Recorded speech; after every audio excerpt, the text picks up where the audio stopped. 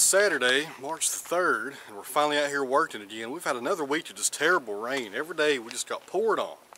I think the rain's going to be over for a few days, so we get back to doing some more urban logging here and get some more logs over to the sawmill.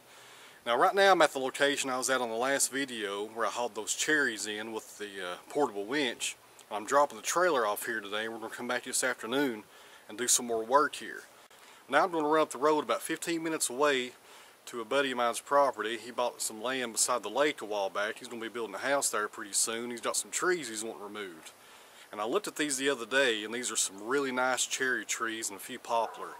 So if the wind's not too bad up there today, we're going to go ahead and put some of those on the ground and get them anchor sealed up and cut the length. The first of the week we'll head back up there with the fetching arch and pull those things up on the trailer with a portable winch. If the weather's good, it should be good. The rain's over, I'm hoping. So anyways guys, that's what's going on today. Two things here before we get going. Number one, I appreciate you guys that order the t-shirts. Those should be in about a week, I'm hoping. And the day those come in, we'll put them in the mail that day and get them out to you. Second thing guys, I need your all's help again. I entered a contest that's going to be running for the next 30 days, I think till April the 4th. And I'm going to leave a link down below in the video description to the website. It's through FedEx. It's the Small Business Grant Contest. And if you guys don't mind to take the time to click on that link and give me a vote, I would really appreciate it.